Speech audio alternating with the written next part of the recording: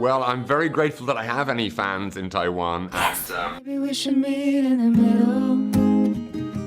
So you find yourself at the subway.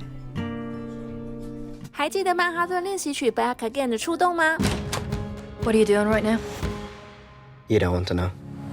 导演 Carney 睽违多年再度推出新作《爱的练习曲》Flora and Song， 故事从一个单亲妈妈和儿子出发，互相怨怼的两人因为音乐对话重新互相理解。 Come on, girl, let's get in trouble. Shake and not stir the James Bond from Dublin. We got something real. 而生活一团糟的妈妈 Flora 也因为一把吉他重拾热情，上网找老师，找到 Joseph Gordon-Levitt 饰演的吉他歌手，不止人生转变，透过网络渐渐产生的情愫，不正是现在很多人的写照和心声。 Playing the guitar, it's so sexy. Okay. Is that why you took it off? Well, let's focus on you. Are you coming on to me? 只能说导演真的太会了，一首又一首动听的歌曲，交织出角色的情感连结，就像电影里的台词说的一样，只要一开口，就仿佛魔术般，时间也会暂停，笑着笑着就哭了。I really love the film and really like the quote that a song is like a 3.5 minutes pause of time. And when Joseph sings, really pause the time like a magic trick. Did you feel that magic on set very often? Yeah, I think that time does stand still, doesn't it, when we hear a song, if it's a good song. And time seems very long when it's a bad song, you know, it's excruciating. So I came up with that idea that Joe would come into her life and move around and, you know, time would sort of stand still a little bit. I thought that was kind of an interesting idea. I'm glad you enjoyed it. And what was the most magical moment that you like to rewind over and over again throughout the whole process? Yeah, I think, I mean, the most amazing thing that happened, I think, shooting was the scene in the rooftop when they finally sort of come together and sing that duet together. If they just gave us a minute, Laptop will be gone. Somebody will be moving that.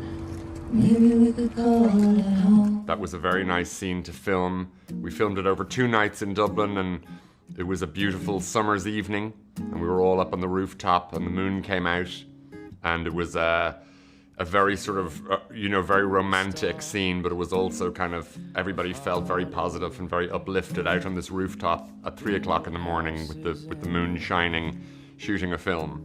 Well, I was about to say that Meet in the Middle is my favorite song in the movie. Oh, great, great. And I'm surprised to learn that you actually wrote the songs with Eve and Joseph on the weekend while filming, not before you shot the film. Why?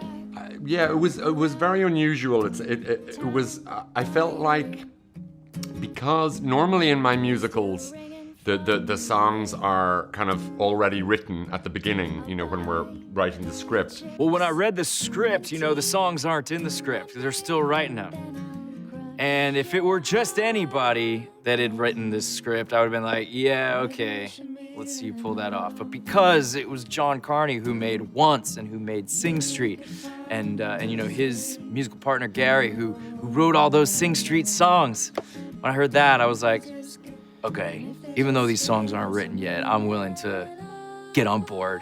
I believe these are gonna be good. With this, because the Eve character has just learned the guitar, and the Joe character, you know, is a failed singer-songwriter, it seemed to me like we didn't want to give them perfect finished songs and tell them, you know, sing these. It's been a real honor to be part of the process, figuring out the music of this movie and watching these songs come together and hearing them, and it's really been a special thing for me. It's not all my jobs that I get to do music like this, and there is something undeniably magical about music. It's just different than straight drama or comedy. It also involved me in the songwriting, and you know, he was like, I want you to write the song, like you come up with some lyrics, and I'm like, well, we'll get into the studio and we'll all write together. And it was just such a different process that I've ever had before. I felt that getting their involvement in the lyric process, in character, would shine through in the movie and make the songs seem more authentic. So when Eve and Joe helped write the lyrics, they kind of did it in character. You know, they were sort of in their characters because the songs had to sound, it had to be very believable that those characters, with all their limitations, had produced those songs. So I thought it was a good idea to include them in the process. Maybe we could call it home.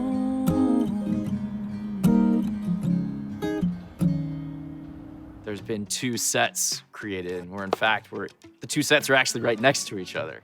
And there's one camera crew on this set and one camera crew on the other set. And I've got a little in-ear device so I can hear what Eve's saying, and she's got an in-ear device so she can hear what I'm saying. And it's sort of like having a real Zoom call, except cameras are a lot nicer. Joseph Gordon-Levitt is incredible, and I'm such a fan of him. I always have been from Third Rock from the Sun, ever since I was young. And he's just a veteran actor. He knows exactly what he's doing. And I'm so glad that he was cast, because those Zoom scenes are hard because you're on a computer and you're trying to create chemistry with someone that you've never really met. And he was just incredible about keeping it buoyant and fun and fresh. And he's also an incredible guitarist and a beautiful singer. I think he's like sort of shown a side to himself that nobody's seen before in this film. I've always been a fan of musicals. I grew up liking musicals, but only some of them. I actually dislike most musicals because they can be cheesy. But I love, like, The Wizard of Oz, and I love Singing in the Rain, and a few others. And I saw once and never seen anything like it. I was like, what is this? You can do this with a musical? You can be this honest? This is like a Cassavetes movie, but it's a musical. And I just thought it was the greatest thing. And I've always wanted to work with him since. I remember when Sing Street came out. I was like, the guy that made so good. And it reminded me so much of when I was a teenager and like in bands in high school and playing music with my friends. Like, this guy. I've been bruised and broken. This film is dedicated to moms. How did you get inspired from the very beginning? Yeah, I was thinking a lot about my mother, who bought me a guitar when I was a kid. And at a very important time in my life, she gave me something that ended up being a really important gift, which was the gift of being able to play music and express myself through that. And it was a real lifeline. And so I wanted to explore that theme in the film. And I've done Boy Meets Girl quite a few times, and I didn't want to just do that again. But obviously there is an element of romance in the movie between Joe and Eve, but I wanted it to be something a little bit different this time. So I thought the relationship between the mother and the son was one that I could be personally invested in. Okay, the time is too short. Please say hi to Taiwan, to all your fans here, and tell them why they should see this movie on Apple TV+. Well, I'm very grateful that I have any fans in Taiwan, and there's many reasons to come and see this movie. It's a small personal story to me, but I also think it has a universal meaning for people because we've all been either a parent or a kid, and we all know how subtle the relationship between children and their parents are and how interesting, but we rarely see it on the big screen. So hopefully this film will translate well and mean things to a large audience, because we've all been there. We've all missed our parents or missed our kids and have these complex relationships with them. And hopefully you guys will enjoy the music as well. Thank you very much. Big heart to you. You too. Thank you. Bye.